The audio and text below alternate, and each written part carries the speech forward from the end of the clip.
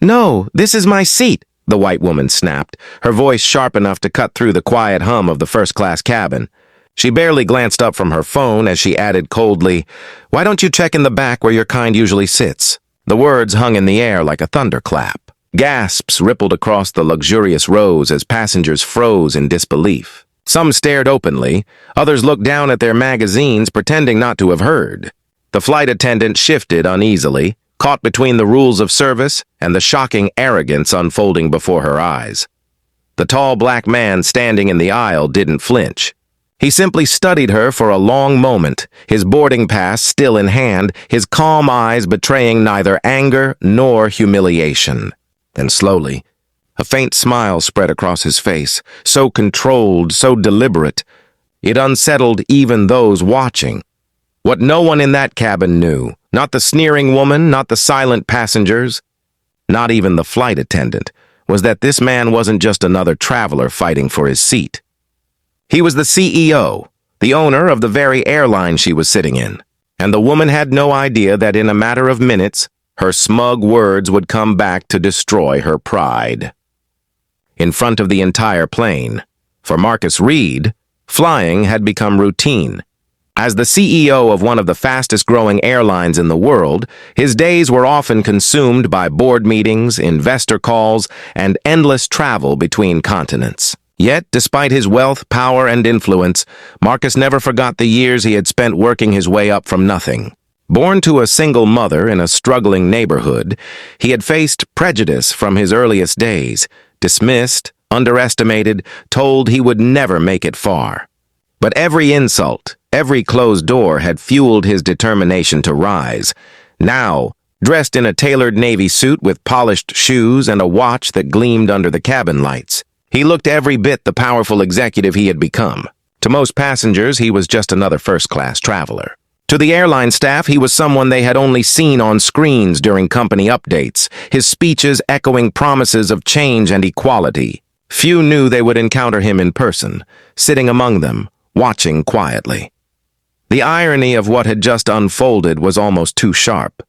Here was a man who owned the very plane, told without hesitation that he didn't belong. The white woman's dismissive tone, her confidence in belittling a stranger based only on his skin color, was not new to Marcus. He had seen it countless times, in boardrooms, in negotiations, even in social settings where wealth didn't erase centuries of bias. But this moment was different. This wasn't a private insult whispered behind closed doors. This was public, loud, undeniable. And while Marcus could have revealed his identity instantly, shutting her down in a single sentence, he didn't.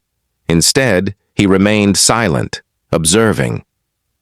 Because sometimes the most powerful response isn't immediate revenge, but letting arrogance expose itself fully before striking back. The woman's voice carried across the first-class cabin, dripping with entitlement. "These seats are reserved for people who belong here," she added, her eyes never leaving her glowing phone screen. A few passengers shifted uncomfortably, whispering among themselves, but no one dared to speak up. Marcus stood tall in the aisle, his boarding pass still visible in his hand. The flight attendant, caught in an impossible position, leaned in politely. "Ma'am," she began cautiously, "this gentleman's ticket is for this seat." But the woman cut her off with a sharp wave of her manicured hand. "I don't care what that ticket says. Mistakes happen. Look at him. He doesn't belong in first class. I've flown with this airline for years. I know the type of passengers who sit here. You're telling me he's one of them?"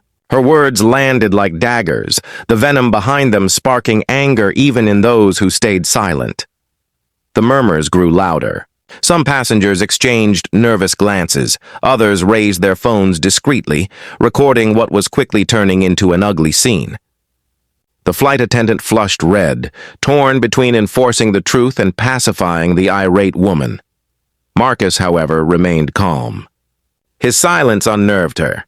She expected outrage, maybe even an argument, but instead she found herself staring at a man who seemed to absorb her venom without flinching. That calmness unsettled her more than any raised voice could have. The tension escalated when the woman finally rose from her seat, pointing directly at him. I demand he be moved to coach, now, before this flight even leaves the ground. Gasps echoed across the cabin. The audacity of her demand shocked even the most indifferent passengers. Yet, in that moment, the silence of others revealed something equally chilling, the quiet complicity that often allows such behavior to thrive. The flight attendant stammered, "Ma'am, please lower your voice. You're disturbing the other passengers." But the woman pressed harder. "If this airline cares about its real customers, you'll remove him immediately." She turned toward Marcus with a smirk of satisfaction, as if she had already won the battle. Inside, Marcus felt the weight of the moment. It wasn't just about him. This was about every humiliation he'd endured on his way up, every time he had been told to wait, to move aside, to prove himself twice as much just to be considered equal. And here, in the first-class cabin of an airline he owned, the same story was being repeated, as if his success meant nothing in the face of prejudice. The whispers among the passengers grew bolder. "This is unbelievable," someone muttered. Another shook his head, muttering under his breath. Phones tilted higher, recording every second, ensuring the woman's arrogance would not remain hidden behind closed doors. Still, Marcus waited. Timing was everything. He knew the impact of patience, of allowing arrogance to stretch itself until it snapped under the weight of its own cruelty. The woman was giving him all the rope he needed to let her hang her pride before the truth would be revealed. And as the murmurs turned into a low buzz across the cabin, one thing was certain: the stage was set. The arrogance had reached its peak, and Marcus was about to turn the tables in a way no one, not even the most silent bystander, would forget.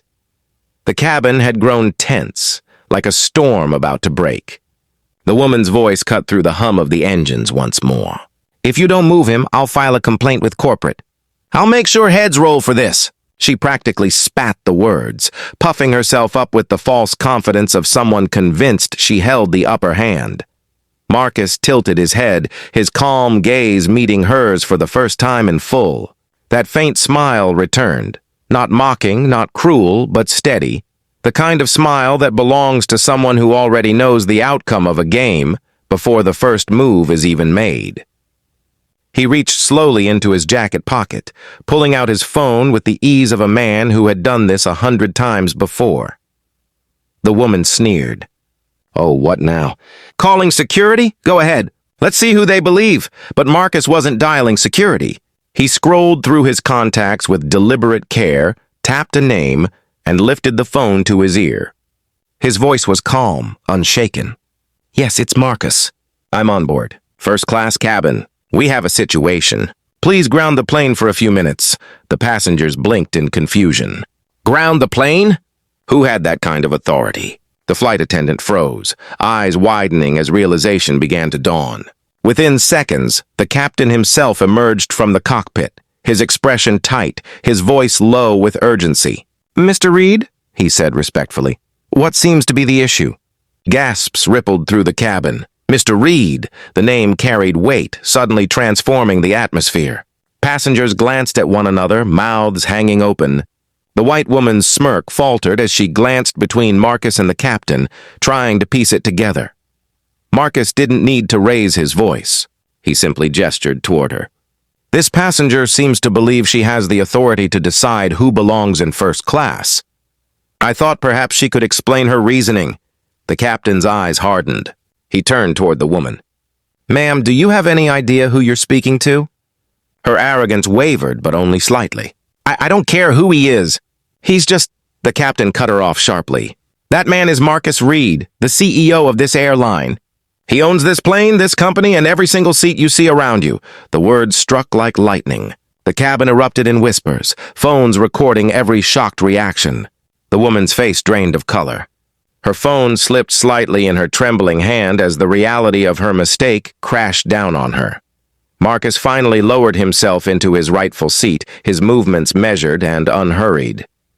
"I don't usually interrupt my flights," he said softly, though his voice carried across the stunned cabin.